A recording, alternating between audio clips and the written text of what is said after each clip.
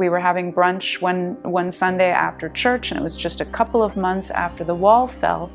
And my mother said, you know, there should be some sort of memorial and museum to the victims of communism. Today I sit down with Dr. Elizabeth Spalding, founding director of the Victims of Communism Museum, the first museum in America honoring the over 100 million people killed by communism in the last century. And the state is above all. The party is above all. There's no transcendent truth. Then everything must serve or be made to serve the state. So it means all life is cheap in comparison to that. As well as the millions more who continue to suffer under communist dictatorships to this day. Some people don't understand that it affects every little choice, right? Everything, every day, somebody living under the conditions of communism, they have to make a choice. This is American Thought Leaders, and I'm Yanya Kellick.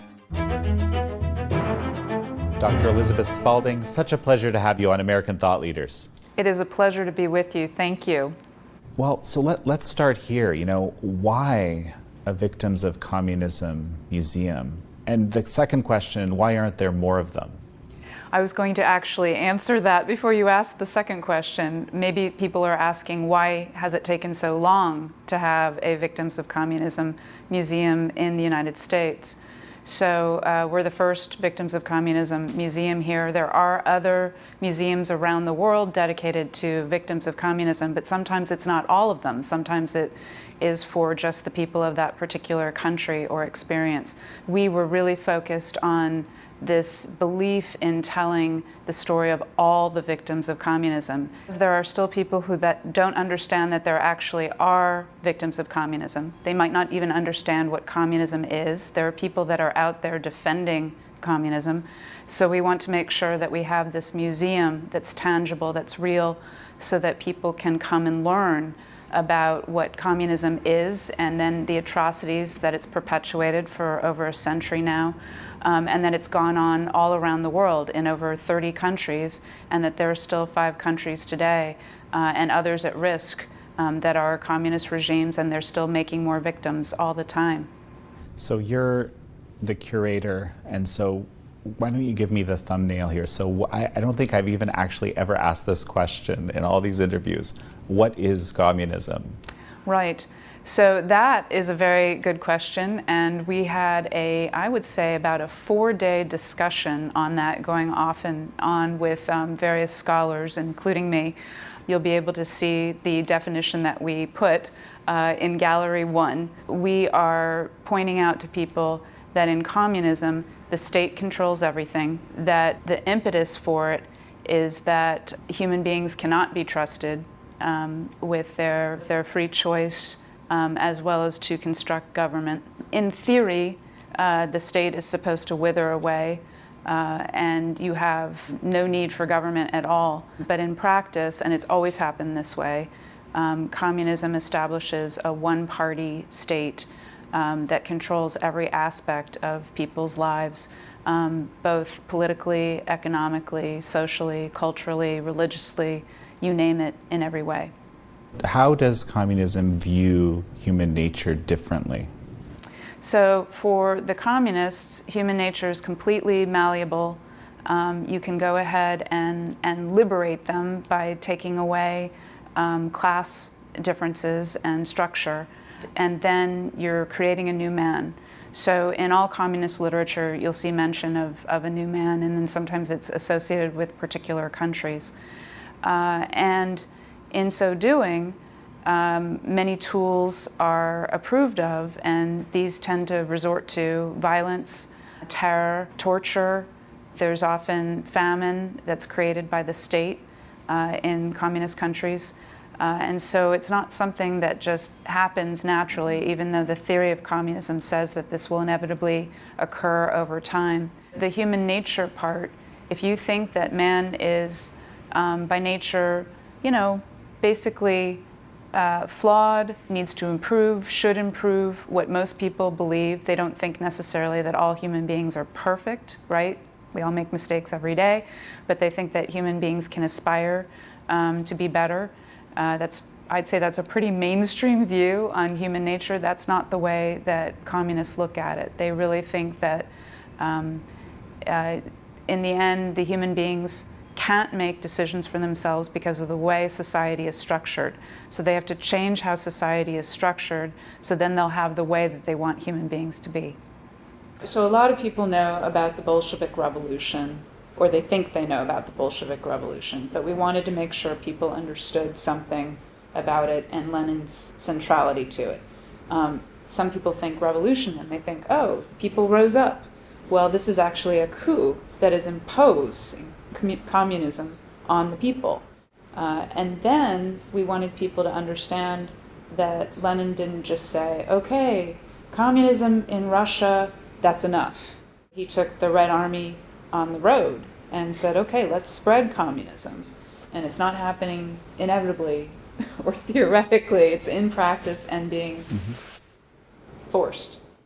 And people were, I mean, they had been beaten down by hundreds of years of poverty, and but Russia was at a point where it could have gone a different direction. And then the Great War, right? It adversely affects so many. The military isn't able to do a good enough job. This is the first famine caused by communism.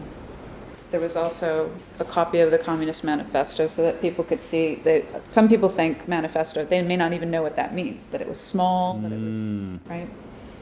And a lot of people aren't aware, for example, that the concept of violent revolution is baked into the Communist Manifesto, for example. Yes. Right? So in the Communist Manifesto and in other early writings of Marx and Engels, it's approved that you've got to get to the stage of communism, and in order to get to the stage of communism, violence is approved of, and that even what is called socialism is really a stage getting you to communism. So that gets us into a whole other sticky wicket where people are saying, well, socialism isn't connected to communism. And in some places in the world, people are using socialism in a way that is not theoretically like communism. But in communism, socialism is leading you to communism, or it's a stage that is almost there at full communism. So by the numbers, okay, tell me about the victims of communism. What does that look like? Obviously these are estimates, right? So for estimates, it's more than 100 million. And this is the figure for people that have actually been killed by communism since the beginning of the Bolshevik Revolution, and what the communists have done over and over again in all these different states that have tried it or still have it. But that's not the only victim count of communism. There are also people that are living and who lived under communist regimes that need to be counted. Today, that figure is more than 1.5 billion people, because if you count up the populations of Communist China, the PRC, North Korea, Laos, Vietnam, and Cuba, you get to over 1.5 million. Many people would add in Venezuela now, some people would add in Nicaragua, and there are some other at-risk states. And so those people are living under communism as well. And they're victims in that they don't get to choose freely. If they choose freely, it's because they've had to make a bargain with the party, the Communist Party. And if they choose not to do that, then they don't live the kind of life that they would have lived if they lived in a free society. So for the Victims of Communism Memorial Foundation and our Victims of Communism Museum, it's important for us that people understand not only the people that have been killed by communism and thus made victims, but also the people that are forced to live under communism and also thus are victims even as they resist it. What you just said speaks to me personally, because a big reason why I'm here and not in Poland was because my mother, in the process of living in Poland, basically got the offer to join the Communist Party and refused that offer, and that changed her life. So, it's actually an opportunity I have here to maybe get you to tell me, like, why would that restrict someone's life, right? Right. Saying no. Right. So the conditions of living under communism are restrictive. And it was medical background, is that? Yeah, she was working in the health ministry and actually Ministry of Agriculture, actually. Okay. Yeah. So somebody gets to study. It doesn't mean people don't go to school in a communist society, but at a certain point, if you want to rise in the ranks, you have to be a member of the party. The choices are limited unless you comply, unless you turn your life around to serve the state. And so what we're seeing here in your own family history is that your mother, thank God, she decided to resist. And that meant that she hit a ceiling as to what she could do in Poland. But also it meant, I'm sure, she was subject to persecution. And so, you know, you have to decide, am I going to stay here? Am I going to live this way? Am I going to go ahead? A lot of people go ahead and decide to join the party. It's easier, just go along and get along. Or are you going to try to get out? And I understand that's what happened with your mom, which is a great story.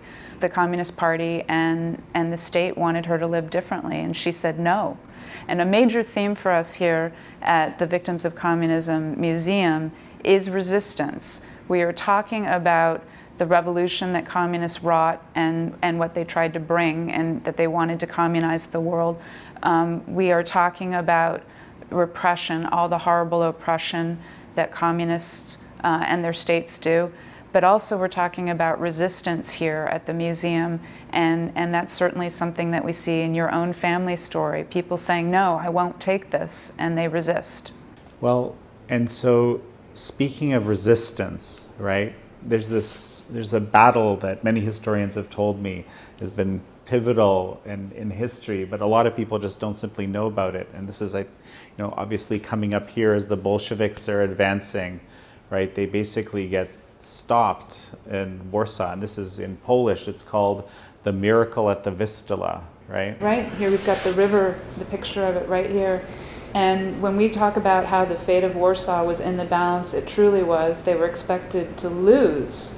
And so this is a miracle of sorts. It's also a strategy. I mean, it was brilliant tactics on the part of General Pilsudski and his advisors and others. But this Battle of Warsaw is hard fought, and it stops the communists. It stops the Red Army.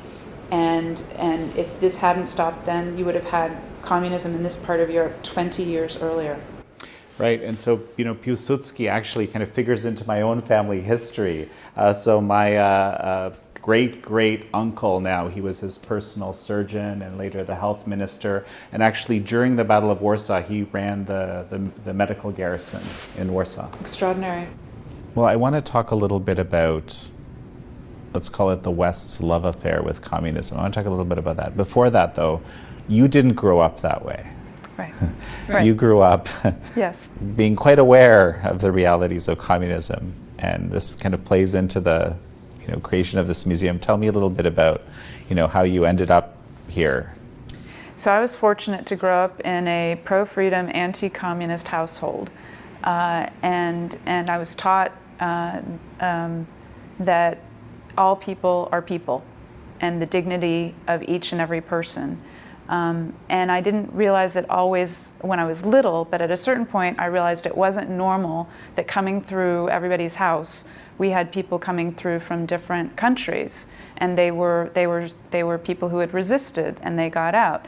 So some people had swum shark-infested waters to get away. Some people had burrowed under barbed wire fencing to get away. Some people were boat people from more than one country. I met people who were boat people from Vietnam, people who were boat people from Cuba. Some people had gotten away because they had forged paperwork, and then other people helped them, and it was almost like the equivalent of an underground railroad for them to get away. And so I heard all of these stories from people around the world who had gotten away from communism. And my parents were very central to this. And then skip ahead a few years, after the Berlin Wall fell, I was talking with my parents about how people were forgetting things. Mm. And this was of grave concern to my parents, who have both been fighting communism pretty much their whole lives. And we were having brunch one Sunday after church, and it was just a couple of months after the wall fell. And my mother said, there should be some sort of memorial and museum to the victims of communism. And my father said, that's a great idea. And so he took his napkin from under his coffee cup and took out his pen and wrote down Victims of Communism and Memorial and Museum. And that was really the start of the Victims of Communism Memorial Foundation, which was then chartered by a unanimous act of Congress in 1993, signed into law by President Bill Clinton. And then it took a number of years to get to the memorial. VOC was very busy, all people working for free, including my father, who's Lee Edwards, who's just been somebody all of his life working on these kinds of issues. And finally raised enough money for a memorial that's on federal parkland in Washington, D.C. And that was dedicated to the nation in 2007 by President George W. Bush. So it's always been something that's been nonpartisan, bringing together all Americans and people from around the world who understand that the victims of communism should be remembered. And then they wanted to do a museum. That takes a lot of money, and it's something that communism is sometimes just not understood or forgotten about. People don't see it as bad as perhaps Nazism. Now, Nazism's horrible. I think it's so very important that there's the Holocaust Museum here in Washington, D.C., and that there are various museums elsewhere. But the victims of communism deserve the same kind of museum and memorialization and everything else that we've done for the Holocaust survivors and those, of course, who were killed by the Nazis. So work on the museum continued. There were some roadblocks along the way. Raising money is not easy. And finally, about several years ago, some more bigger donations came in. Not enough to do a museum the size of the Holocaust Museum, but to do something. And that's when we decided, okay, let's find a space where we can do what we're calling a jewel box museum, something that tells the story about all of the victims of communism in a small space, but do it well, do it as thoroughly as we can, and tell it compellingly. So I became a member of the board of the Victims of Communism Memorial Foundation 4 years ago.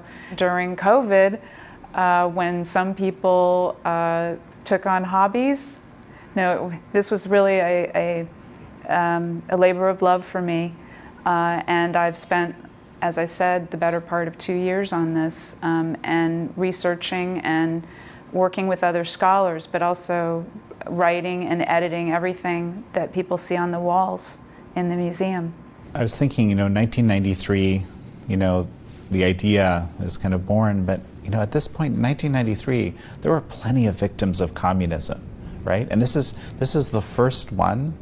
Right? It's almost hard to fathom that would be the case. Right? And there was resistance to even having a memorial, because even though there are some American victims of communism who have come here, people said, well, isn't that something that's somewhere else? Why should there be a national memorial to the victims of communism, the way that you walk up and down the mall and see in Washington, D.C. and see different memorials and statues? And so it took a lot of education on the part of my father and others to explain why the victims of communism were deserving. And then by the time we got to picking a statue for the memorial, there was discussion about that.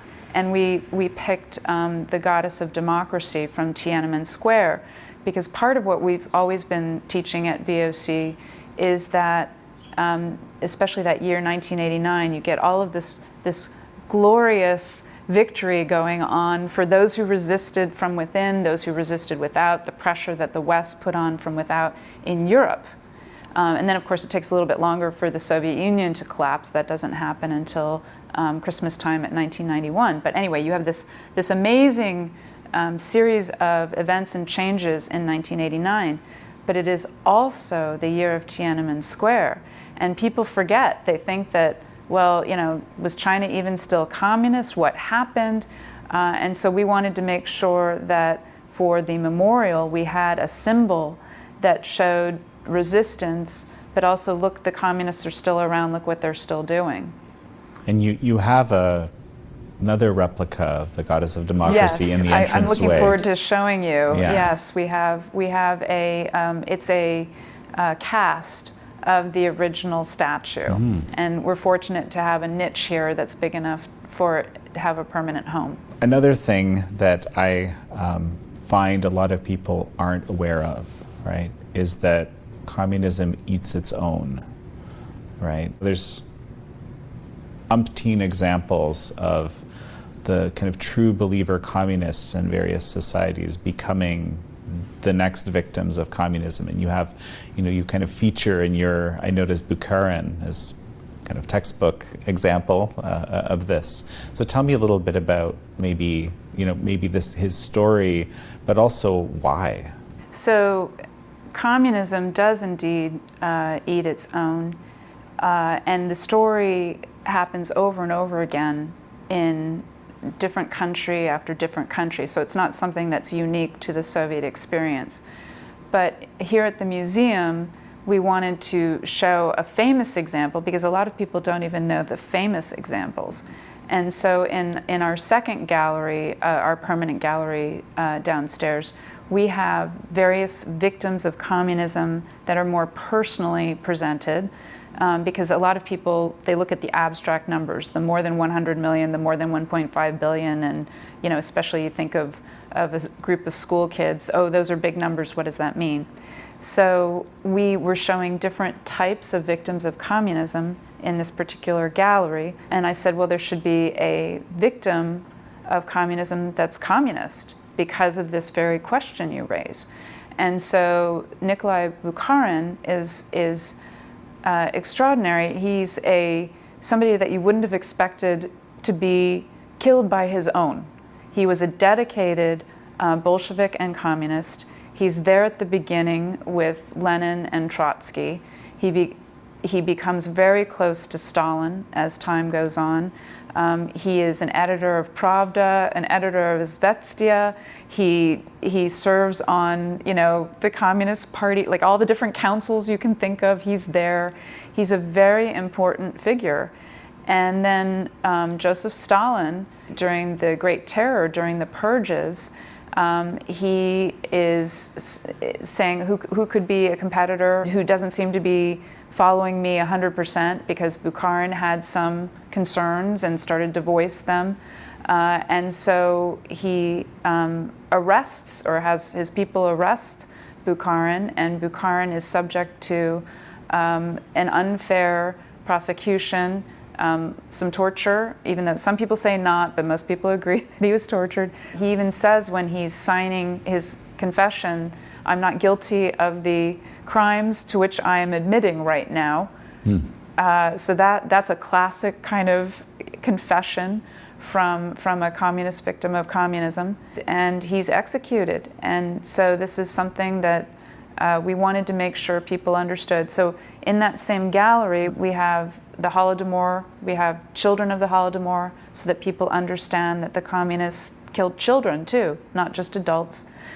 We have a victim of communism who's from Hungary and is clergy. That's a famous example as well of Cardinal Minzetti. And Minzetti was imprisoned for years and then forced to live in the American embassy, the US embassy, for years when he could finally, anyway, the twists and turns of all of this almost boggle the mind. They really do.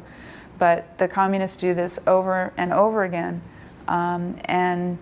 whether it's innocent or even their own. And then they can't do it through legal means, right? So they create something and make people go through the show trial or whatever else they're doing that they get a false confession from, or the person doesn't comply, continues to resist, and then imprisonment, torture, often execution. I do want to touch on the Holodomor. Millions of Ukrainians starved to death because of Stalin's policy. Now, at the time, and this goes back to this other question that I had, was the West's kind of love affair with communism. We had Walter Duranty reporting for the New York Times during the Holodomor, and he sent back glowing reports that everything's great, and essentially what was supposed to be the paper of record in America was reporting very, very positively at a time where millions of people were being starved to death. Yes. And it's also, unfortunately, another anniversary has ticked around for the Holodomor, because that was 1932-33. So it's the 90th anniversary now of this horrible state-made, communist-made famine. Famine happens in so many communist countries, and typically not naturally. The other thing that's very interesting, I mean, many things about the Holodomor, that is not the only famine that communism visits upon Ukraine. That is actually the second of 3 famines. And there's a famine under Lenin that hits Ukraine very hard. The Holodomor, death by hunger, is what it means. Some people translate that as extermination by hunger. Took millions.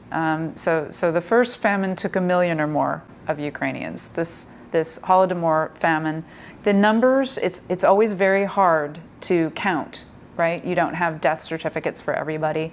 Scholars in more recent years have now settled on 4 million, give or take, for the Holodomor. Impossible quotas were required. The horrible thing about, I mean, many horrible things, but the Ukrainians could have still continued to feed themselves and everybody else practically, except for how the communists came in and said, no, we need these quotas met, and they were impossible quotas to meet. We're taking your crops and selling them abroad. We're taking them and sending some of them back to Moscow. We are now even taking your seed and grain. I mean, it kept going and going and going. And then they sealed in the Ukrainians. They wouldn't let them leave their farms. They wouldn't let them leave their villages. They wouldn't let them leave their country. So they were consigning them to death that way. There were some brave people who tried to counter Durante and the New York Times. And I'm very glad that people are starting to do stories, including movies. And so there's a fairly recent movie, Mr. Jones, which goes through this history. And he was an extraordinary journalist who people said, oh, no, you haven't found anything. And he went into Ukraine, even when he was told not to, and brought the truth out. And so I recommend that to viewers. But this is something that millions and millions died who didn't have to die. And the communists, they don't care about life either. This is another truth of communism, that life is very cheap to them. Stalin ordered it. This one Stalin ordered. He knew that people would die, and he said, okay, but here's what I want. So it's extraordinary to think on, and we need people to understand that you don't want that. That's not the way that any leader or any country, any state should run things. Why is life cheap under communism? I think it's because, for several reasons, but a major reason is because communism is premised on the state, and the state is above all. The party is above all. There's no transcendent truth. So, we live in America, and a lot of people are, they might believe in God, they might not, but they at least know there's religious liberty. There's no religious liberty under communism. It's based on atheism. So if you say that the state is the be-all to end-all, then everything must serve or be made to serve the state. And that's what happens under communism. And the state and the party are the same thing. So it means all life is cheap in comparison to that. Then if you think about Soviet and other, I mean, this goes on and on around the world under communism. You think of the dictators, you think of the tyrants that run communist states. Many of them that are successful also build a personality cult. So Lenin does it, Stalin does it, Mao does it, right? Plenty of examples. And so then everything has to be serve or be made to serve the state, and everything has to be serving or made to serve that particular dictator. And you get the combination of the two, and all other life doesn't matter. It's all expendable. Let me go back to this original idea. It was just like, so with everything you've said, right? Why do so many in the West have a favorable view of this ideology? I think at bottom, a lot of it is ignorance. I think a lot of it is that we don't teach in our schools. I think some of it has to do with the way that communism has been taught, including in graduate schools, which I know not everybody wants to even think about these kinds of things, or maybe has thought about these kinds of things. But we've had a lot of people learn that communism isn't so bad or hasn't been tried or whatever, and it's that they don't know the real truth about it. So they don't know about the ideology, they don't know about the history, and then they don't know about the legacy. And if you don't know that, then you're not going to have an accurate picture of things. So it starts with that. There's something about the West self-examines itself and then doesn't think that there might be something pernicious trying to tear it down, and they don't see the destructive part of communism. So I think that's been part of it. And I think that as time went on under communism, and once you get to World War II, the Soviets become the allies part of the allies in World War II.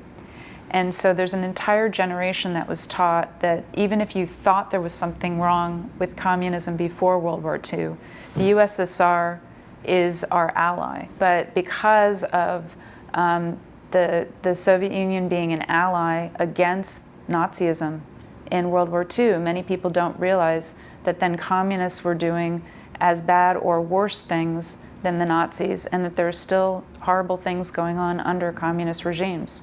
You should go ahead and just say you don't want any of them. But that for a lot of people for a long time, communism must have been okay because Stalin and the Soviet Union were against the Nazis. So I think that's part of it as well. And what about, for lack of a better term, communist infiltration, right? There was a very high-profile defector some years back, Yuri Bezmenov, for example, right, who explained, and there was a lot of debate about whether what he said was true, whether it was far-fetched, but he talked about a very kind of extensive plan by the Soviets to kind of break down the West, as you were talking about that earlier. So tell me about that. So it's clear when you get more coming out of archives too from various former communist countries that communists were trying to break down things in the West, that they wanted to especially drive a wedge between the United States and its allies in Europe. And this was something that was perhaps not always systematic, but always a goal. More and more evidence has come out in archival work that the Soviets especially were very sophisticated in looking at, okay, well, we'll do this militarily, we'll do this politically, we'll do this in espionage, we'll do this, right? That they were trying to do different ways of breaking down the West.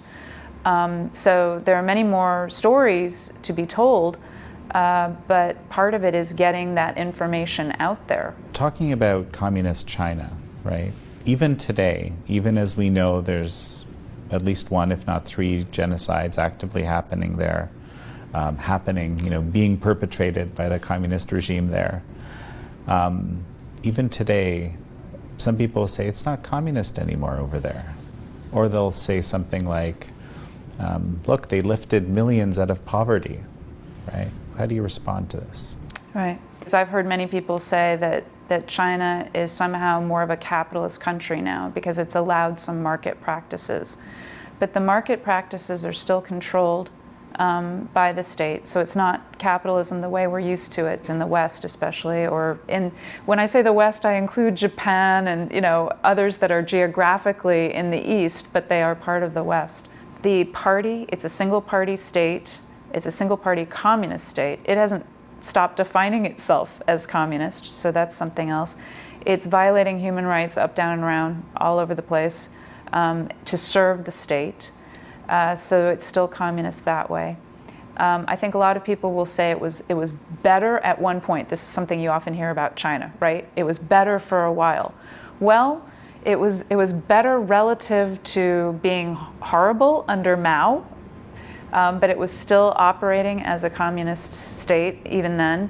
And then the reformers were not willing to get rid of everything. If they were going to allow some market mechanisms, they weren't going to do full market, and they were never going to change politically.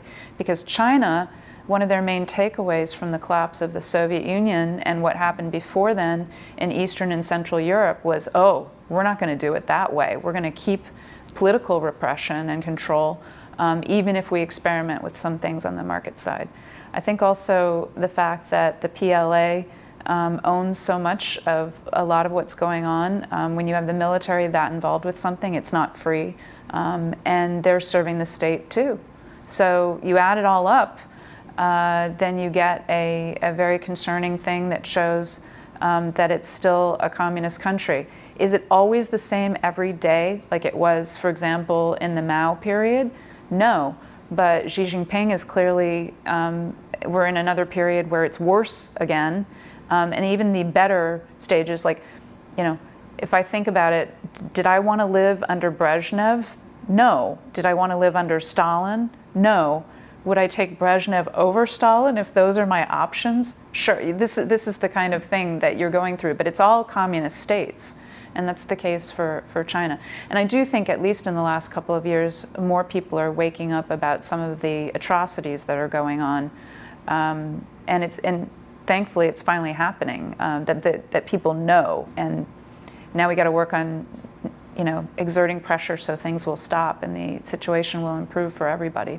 You describe this as a living museum. You know, one of the things that I go back to this in different interviews, it's difficult for people who haven't tasted lack of freedom at a societal level to grasp what that might be like. Right. And similarly, as the reverse may also be true to some extent. Right. But I think let's go and look at it very simply. What if somebody realized that each day they're not allowed to talk about what they want to talk about? First of all, somebody would be trying to tell you don't think the way you want to think, or don't believe the way you want to believe, or worship the way you want to worship, or whatever. So all the stuff that internally, that maybe behind a blank face, we could still be doing freely. But then if that person tells you, okay, now you can't even really wear what you want to wear. You can't go to school the way you want to go to school necessarily. You can't work at what you want to work at. You can't interact with certain people because of whatever class they are. You might be asked to talk about what your friends and family are doing rather than keeping that private. And if we keep showing people these are the conditions of living under communism, and that even the countries that are trying to offer more opportunities, I suppose, you know, if you think about something like Vietnam, where they're experimenting with certain things more with the market, if somebody wants to really exercise their free speech, then they're put in jail still there. If they are opposed to the party, if they're opposed to the state, it's not free for every person in Vietnam. You know, if you still take on the state, if you still take on the party, then you're going to be imprisoned. Your life is not going to be yours to live. You're going to resist, which that's a good thing. But I think going back to just telling people, especially young people, because so much of our focus here at Victims of Communism and the museum is helping the future generations, rising generations, understand communism now as well as the history. And if they just understood, okay, look, you just wanted to do that, or you wanted to do a TikTok. Okay, well, it's being monitored by so-and-so and you can't do this one. Or you want to get together with your friends and do this. No, you can't do that now. And it's not because your parents are concerned for your safety. It's because the Communist Party or the state is telling you you can't. Then maybe that would reach people, that they see that this really is something that's in opposition to what we take for granted, for what we live under in the United States and other liberal democratic nations. We're going to be entering Gallery 3, and this covers from the end of World War II to the present. And one of the features in here is an interactive. Would you like to try this? I would love to try this. This is fantastic. Let's check it out. Show conditions under communism. Not everybody's killed by communism, but they still have to live under communism. You get to choose if you want to be somebody from Cuba or from North Korea or from East Germany. You can go the easy way, the hard way. You'll see that you get choices. So I'm the daughter of a resistance leader. That's right. And your father has just disappeared after a protest. Okay, begin your journey. He's been killed. So will you fight the state media's lies in response? So the state media is basically saying, you know, that he died in a car accident and they had nothing to do with it, even though you've heard other reports that state security were trailing along in the car and pushed it off the road. Oh, okay, I'm fighting. So now you have your choices, as you can see here. And one is don't respond, take the, just be quiet, comply. And here you have a couple of choices if you want to fight. Okay, hunger strike. Tell the story to a BBC reporter, to an international reporter. Don't respond to the regime's lies. Now, so I'm going to pick this one because I think that actually most people would probably do this because the consequences of standing up are too much. So you get your father's body back, but you have to issue a statement saying that the government had nothing to do with his murder. Your brother and you are still the children of this great dissident and an entire movement that he began. So these are the consequences of choices, right? Cuban citizens stage a march. They are arrested and imprisoned under inhumane conditions. Fascinating. This is a really developed story you've got going here. Yes.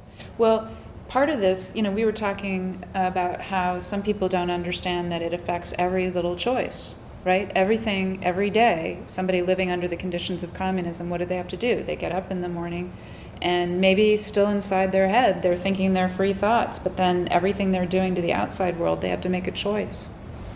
Sometimes the choices you have to make are impossible choices. That's right. Yeah. That's right. This is not the, am I getting a cup of coffee today? Am I spending the $3 or $5 to get the dressed up drink? Whatever. These are not the kinds of choices that you're having to make. These are life and death and perhaps going into prison kind of choices. For all of these stories, they're actually based on real people who made their own choices, and we want visitors, especially young people who will be attracted to playing a game, to understand that they made different choices sometimes than the actual person did, but these choices are based on real people. I've heard this over and over again from survivors where they say they can't do anything worse to me, after they've lost a family member, and then they keep fighting. Of what I do. We're going to work and we're going to transform Cuba. It's been shocking to me, speaking with people in the educational space, how little, for example, people learn in teachers' college about these realities, or how few I'll say sanctioned units are explaining the kinds of things that we've been talking about today to students. It is shocking. So there's a lot of history to cover in K-12, right? And so I think some of it is you just can't get through everything. That is a given, right? But then what do you teach? What ends up in the textbooks? What ends up, especially in public schools, that's required to be covered and taught? We have spearheaded Victims of Communism Day. It's been now adopted by a handful of states. Virginia was the first one. Florida is the most recent. Our goal, we hope, is that all 50 states will have a Victims of Communism Day. And then in various states that have adopted a Victims of Communism Day, they are now talking about, should we offer curriculum? So Florida actually has passed a couple of pieces of legislation requiring education on communism and the victims of communism. I think that's something that I commend to other states. Some states have it, but not, it's not something that we have nationwide. And that's one important thing to do. Captive Nations Week has been around since President Eisenhower, since the 1950s. What are captive nations? So captive nations are those that are held under communist regimes. At one point it was very much focused on the Soviet Union, its satellite countries, China, other countries in Asia. But now it's to not only teach people about past as well as present, but it still goes on. It's the third week of July. Wouldn't it be great if teachers knew that and would be teaching students like, okay, so here's some possible summer activities. A lot of times kids have to do this in the summer. one of your possible activities would be to attend something for captive nations in July and then report on it when you get back to school. So there's always something here in Washington for that. VOC does things as well. We always have an annual event, and that's when we have our National Teacher Seminar every summer for ongoing certification for teachers, and it's open to middle school and high school teachers, whether they teach in public school, private school, religious school, homeschool. We're open to everybody.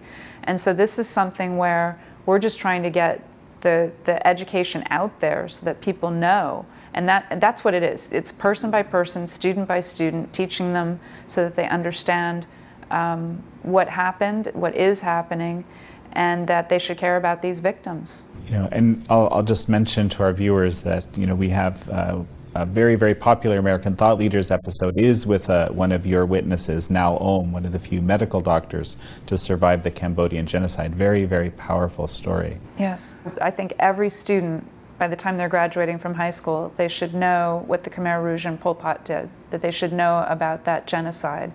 And that's something that I'm shocked that not everybody knows about the killing field. But if they know about the Holocaust, then they should know what happened in Cambodia. You have an amazing collection of Nikolai Getman throughout the museum. I mean, I was looking at these paintings, and there's one in particular with skulls and a cross that is just shocking, sort of deeply to the core.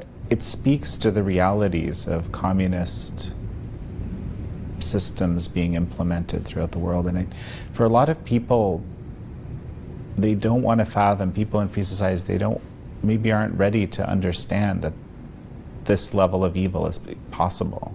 Yes, and sometimes art can help people understand that in a way that history, we're not going to give up on the history, we have to do the history, but art. So whether it's something like the Getman paintings, or you mentioned earlier 1984, what we can get from great novels, I would put some memoirs in that same category of art. The way they're written, often they reach people that way rather than as a straightforward history book, right? But back on Getman, he was a survivor of the Gulag. So, Ukrainian, sent to the Gulag for no real reason. And he survives, he gets back home. His brother didn't make it back home. His brother was sent to the Gulag too. And so he starts painting. And he has to paint some of them in secret because, of course, he's still living under a communist regime when he's out. So we have some of his landscapes here that you can see, and those are the ones he could admit he was painting. But much of the collection, he did 50 paintings. He had to keep secret what he was painting. People have called this essentially the visual Gulag archipelago, that what you get from Alexander Solzhenitsyn in writing, in that amazing masterpiece, you get from Getman in painting. So the one that you talked about is he's trying to show people, the deaths of this atheistic regime, and then, that God can still conquer, but how hard. And the way that we have them hung. But in the stairwell where you're talking about, that's with the Goddess of Democracy cast, on the one side is the one that struck you so much. On the other side is Getman's own imagining of his brother being taken away from the NKVD. And he didn't see that happen, but he knows that's what happened to his brother. He's painting the evil. There are also, though, paintings where he paints people resisting. It's everything. It's about the human condition, and Getman covers all of that.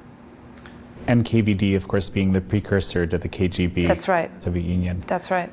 Very briefly, because some people might not be familiar, right? Right. The Gulag. What is the Gulag? So the Gulag is a horrible system of labor camps where people were literally forced to work and starved to death. And it was a network that grew to over 475 camps just in the Soviet Union.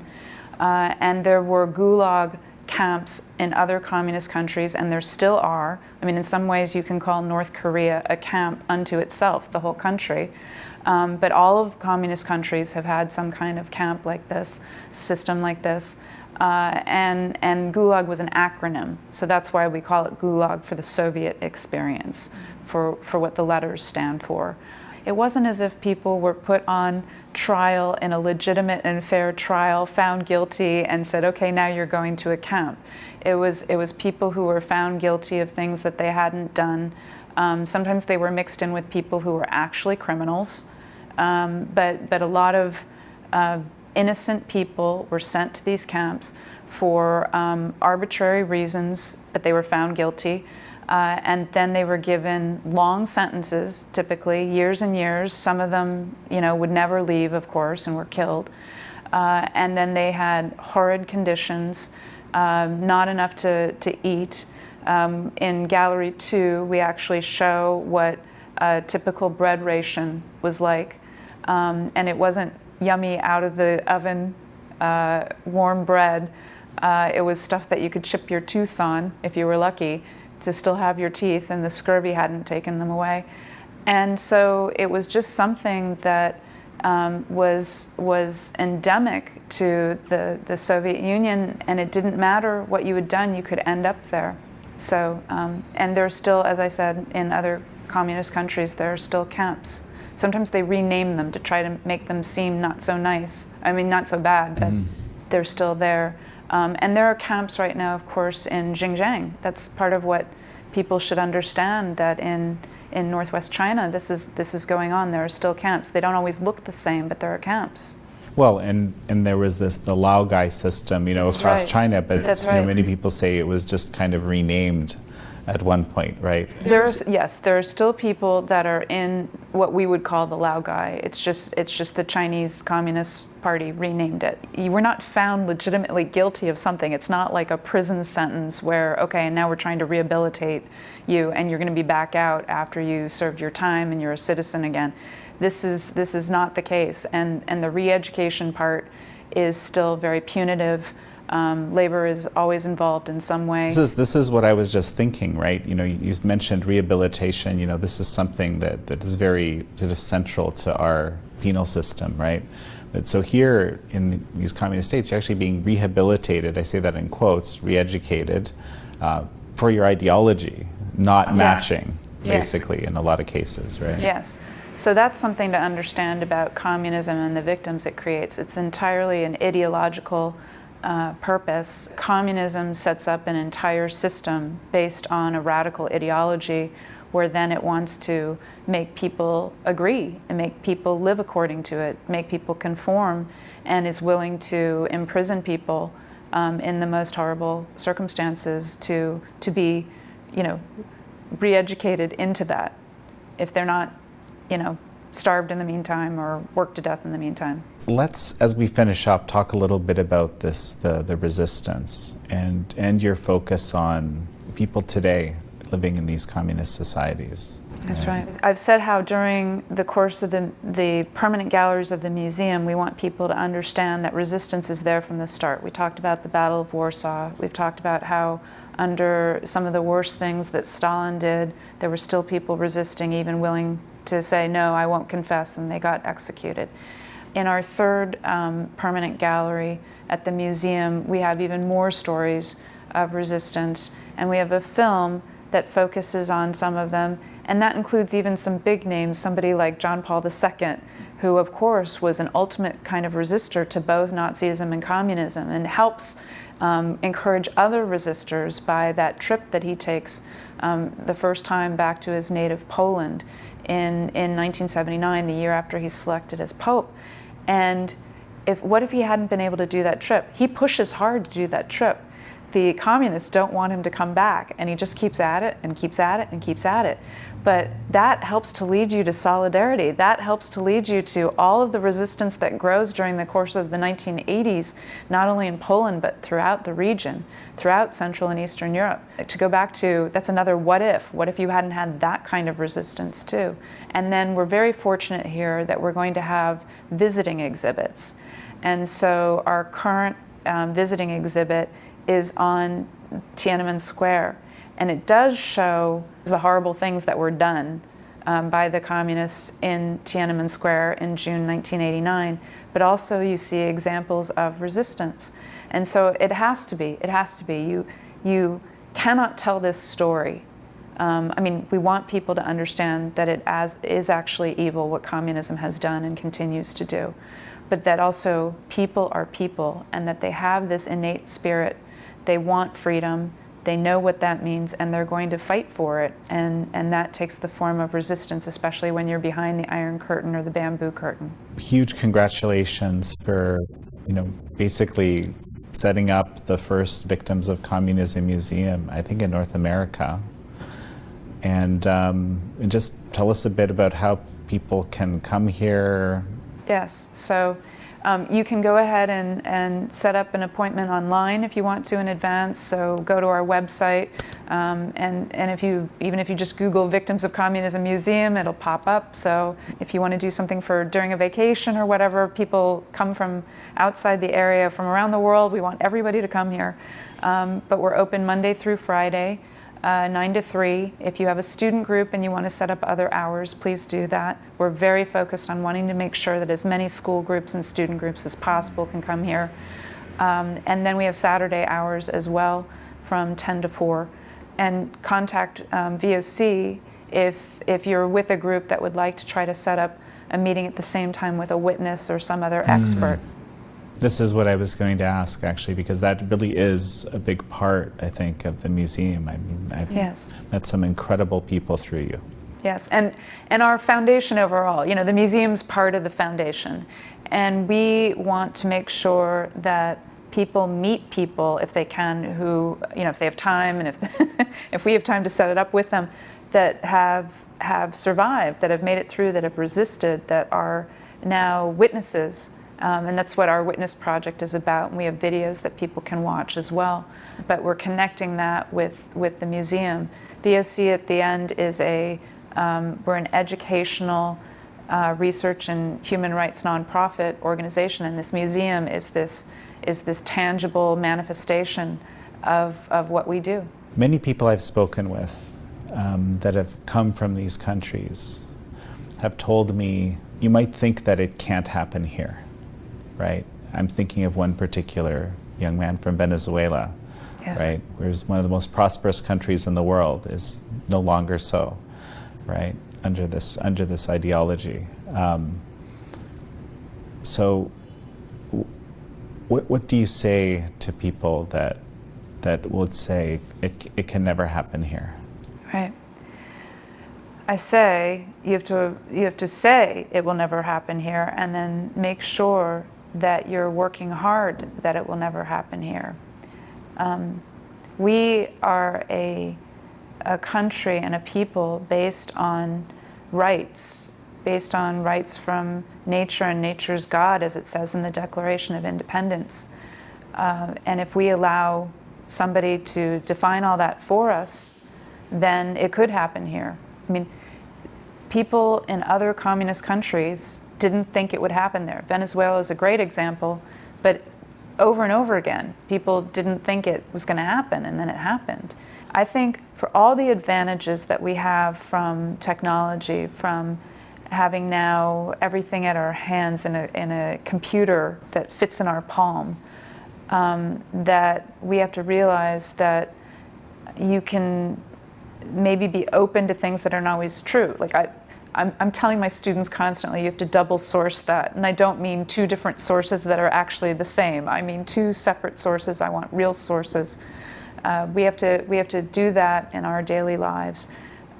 We have to realize that freedom of speech, freedom of religion, freedom of assembly, freedom of the press, all of these things are precious and can be either given away or taken away if we don't understand what they are and live them appropriately and responsibly. Well, Dr. Elizabeth Spalding, it's such a pleasure to have you on the show. Thank you, Jan. It was great to be with you. Thank you all for joining Dr. Elizabeth Spalding and me on this episode of American Thought Leaders. I'm your host, Jan Jekielek.